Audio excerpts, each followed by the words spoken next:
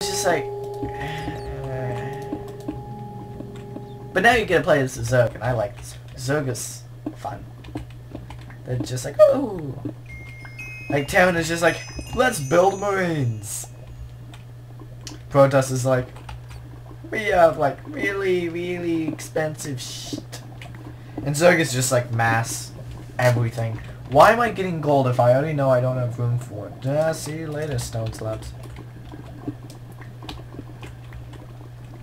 So yeah. I like it. It's from now I'm not into StarCraft lore. Well, am I even going the right way? I don't even know. This is why we can't have nice things.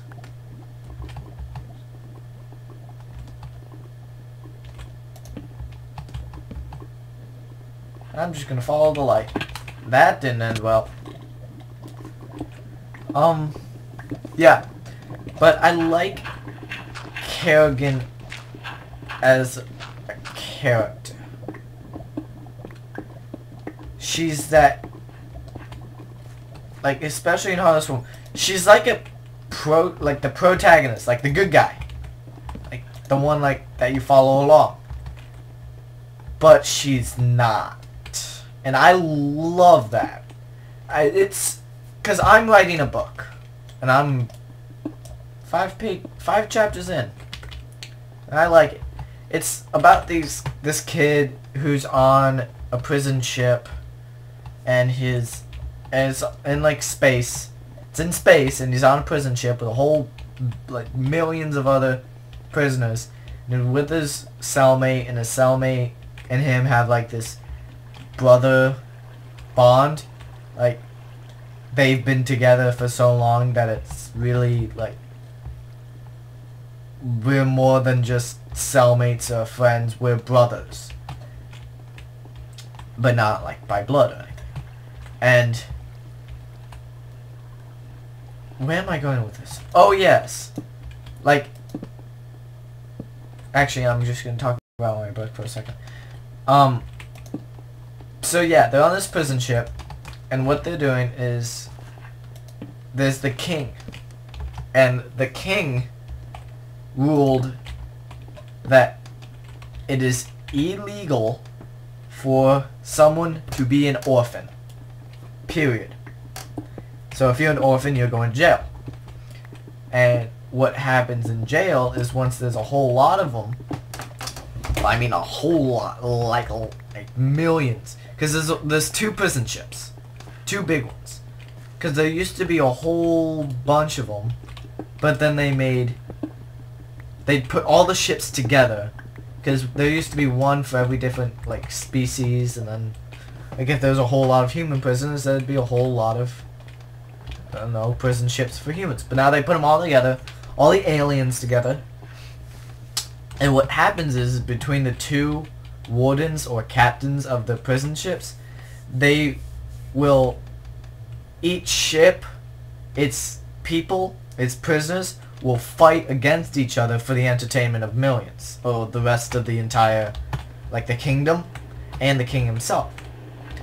And while they're in this fight, the more people they kill, like the opponents, the bigger the, like, that one prisoner is, and then, like, more famous they become, the higher chance they'll be able to go home, or they'll get a better cell, or they'll, you know, be able to call the shots in the prison, stuff like that.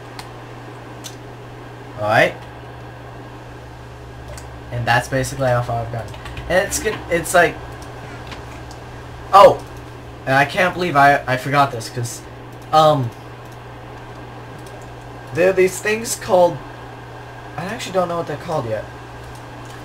Anyway, there are these people who can control or summon elements. Now there are 5, there are the 5 basic elements: wind, water, fire, earth, and air. No, wind, water, earth, fire, and storm. Yes. And out of those 5, there are thousands of other, like, smaller ones. Like, there's one that that deals specifically with humans, like human anatomy, and like, so like that person, if they're good with that, they can either heal a person or, you know, relieve somebody up. And the main character, Dayton, Dayton, he can control fire. And that is why he became an orphan. Because one day he thought he could control it because the soldiers from the kingdom came in for the taxes. He thought he could control it, you know, beat back the evil soldiers, but he wound up not being able to control it because he was like 7. So obviously that went badly, and he killed his own parents. Accidentally, of course, but I mean, he's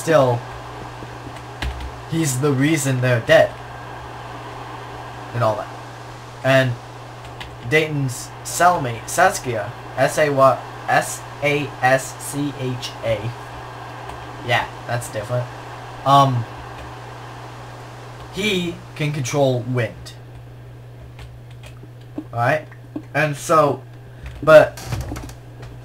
what happens is the warden, and this is stuff I haven't even written yet, and this has just been in my head, and I'm glad I'm actually getting an opportunity to say it.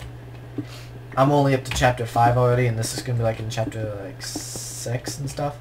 Anyway, inside, anyone who has these abilities is black and white. It's not specific on which one is good, which one is evil. But it's not that clear cut. Like, black is all like, oh, kill anyone who goes against, who like it, kill everyone. But white is more like, kill people who try to kill people that you love. Like, it's not just like, oh, hurt people or be nice to everyone. It's not that clear cut. Okay, and so these entities, black and white, are inside every single user, but they're always different.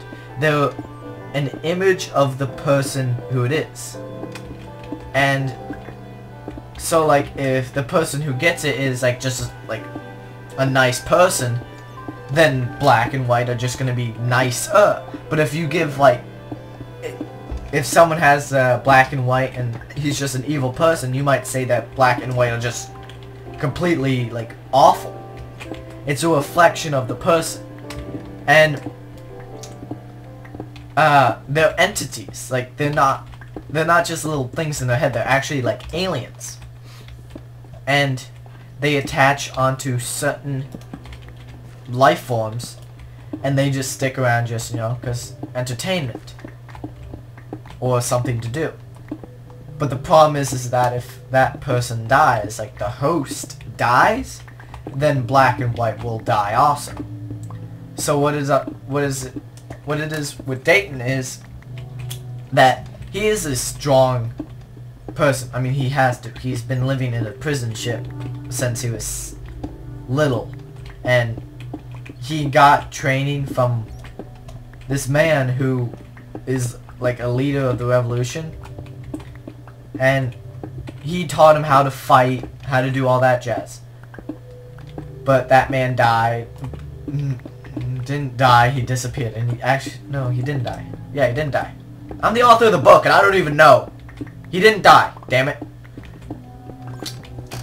And so, yeah, he became really strong. But as Dayton was little, he didn't know about black and white. They don't just be like, oh, hey, guess what? We're here now.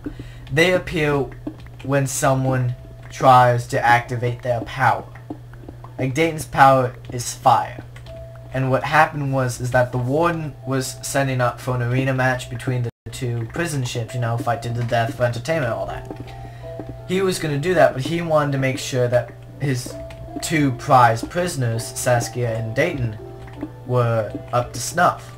So what he did was he put them in their cell block, and he put them there alone, and he opened up for everyone else, all the other prisoners, like there were thousands of them on all the upper levels and all this, and he told the other prisoners if anyone hits them, they get a better cell right off the bat.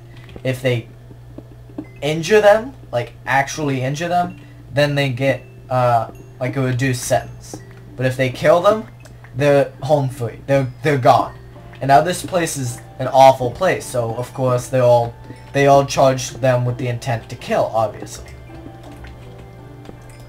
And yeah, hold on, let me drink some water. And so that's a thing.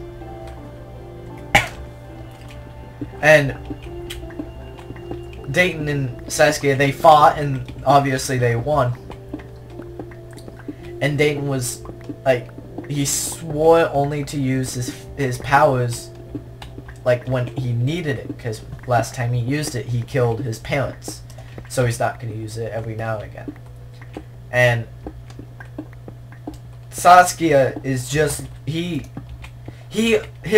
powers also indirectly, well, yeah, directly resulted in him being in jail, and I'm not going to go into that because I haven't even thought of it. So yeah, but Dayton doesn't know that Saskia has the power of wind, because it's kind of hard to see wind, because wind is invisible. Yes, wind is invisible. I have to go back to home and repair this. Alright? And so, like, the cell blocks open and there's a huge fight between all prisoners, and Dayton is severely injured. And he goes to the clinic, where he meets this girl. And this girl's name is Felicity. And I am giving that name specifically from Day 9, who's, whenever he says a woman's name, it's always Felicity, so I'm doing this because I can. Anyway, he meets her. Ah, damn it! Oh well. So, yeah.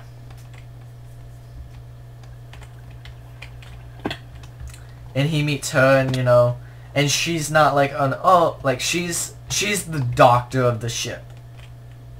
And she fancies him, but he's been surrounded by men and death and blood since he was 7, so he doesn't know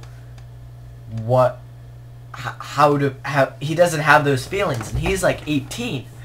He doesn't comprehend that. He went through puberty and his private parts got bigger, but he never knew a female. And